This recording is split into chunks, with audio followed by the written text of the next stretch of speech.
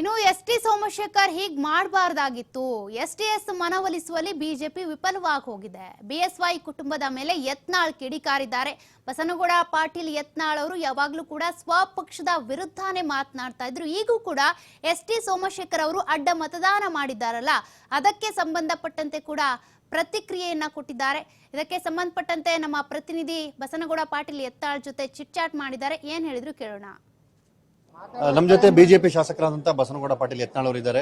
ಶಿಸ್ತಿನ ಪಕ್ಷದೊಳಗೆ ಒಂದು ಅಶಿಸ್ತಿನ ಘಟನೆ ದಾಖಲಾಗಿದೆ. ಈ ಬಗ್ಗೆ ಅವರ ಅಭಿಪ್ರಾಯ ಏನು ಅನ್ನೋದನ್ನ ಸರ್, ಅಂದ್ರೆ ಪದೇ ಪದೇ ತಾವೇ ಹೇಳ್ತಿದ್ರೆ ನಮ್ಮದು ಶಿಸ್ತಿನ ಪಕ್ಷ ಅಂತ, ಆದ್ರೆ ಶಿಸ್ತಿನ ಪಕ್ಷದೊಳಗೆ ಅಡ್ಡ ಮತದಾನ ಅಂತ ಒಂದು ಪ್ರಕ್ರಿಯೆ ದಾಖಲಾಗಿದೆ. ತಾವು ಈ ಬಗ್ಗೆ ಏನು ಹೇಳಿ? ಶಿಸ್ತು ಕೆಲವೊಮ್ಮೆ ಆಗ್ತಾವ, 100% ಎಲ್ಲಿನೂ ಮಿಲಿಟರಿ ಒಳಗೂ ಒಂದೊಂದು ತಪ್ಪು ಆಗ್ತಿರ್ತಾವ. ಅಂದ್ರೆ ಇಡೀ ಅದನ್ನ ನಾವು ಅಪಾದಕೊಳ್ಳಕ್ ಆಗೋದಿಲ್ಲ. ಒಂದು ಏನಿದೆ ಅಂದ್ರೆ ಕೆಲವೊಂದು ಅಸಮಾಧಾನ ಇರ್ತವೆ, ಅದನ್ನು ಸರಿಪಡಿಸಬೇಕಾಗಿತ್ತು. ಸ್ವಲ್ಪ ಎಲ್ಲೋ ಕೊರತೆ ಆಗಿದೆ.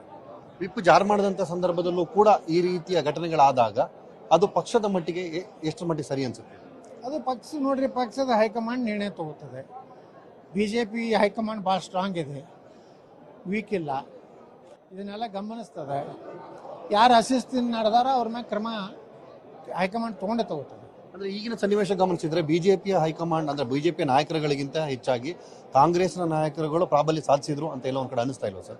ಏನಿಲ್ಲ ನೋಡ್ರಿ, ಅವ್ರವ್ರದ್ದು ಏನೋ ಆಂತರಿಕವಾಗಿ ಸೋಮಶೇಖರ್ ಅವರಿಗೆ ಮತ್ತು ಕಾಂಗ್ರೆಸ್ನವ್ರದ್ದು ಏನೋ ಒಂದು ಸಂಬಂಧ ಇದೆ.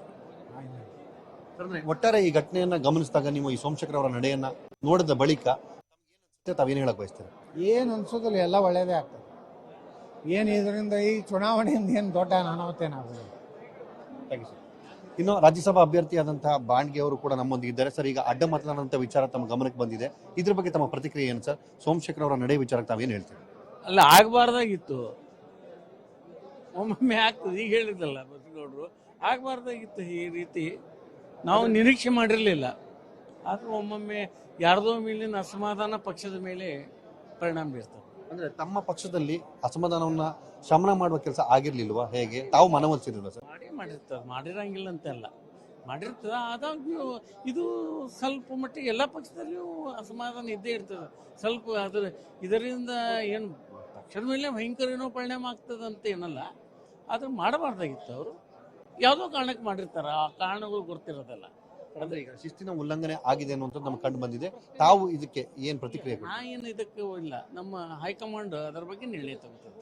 ನಾನು ಏನು ಹೇಳಕ್ಕಾಗಲ್ಲ. ಇವಿಷ್ಟು ಇಬ್ಬರ ನಾಯಕರ ಮಾತು. ಶಿಸ್ತಿನ ಪಕ್ಷದಲ್ಲಿ ಆಗಾಗ ಕೆಲವೊಂದಷ್ಟು ಅಸಮಾಧಾನಗಳು, ಇಂಥ ಘಟನೆಗಳು ನಡೀತಾ ಇರ್ತದೆ.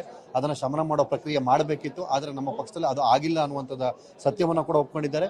ಮತ್ತೊಂದು ಕಡೆ ಇದರಿಂದ ದೊಡ್ಡ ಬದಲಾವಣೆ ಏನೂ ಆಗೋದಿಲ್ಲ, ಹೈಕಮಾಂಡ್ ನಾಯಕರು ಇದರ ಬಗ್ಗೆ ಕ್ರಮವನ್ನು ವಹಿಸ್ತಾರೆ ಅನ್ನುವಂಥ ಮಾತನ್ನ ಹೇಳಿದ್ದಾರೆ. ಕ್ಯಾಮರಾಮನ್ ಸಿದ್ದು ಜೊತೆ ರಾಕೇಶ್, TV5 ಬೆಂಗಳೂರು.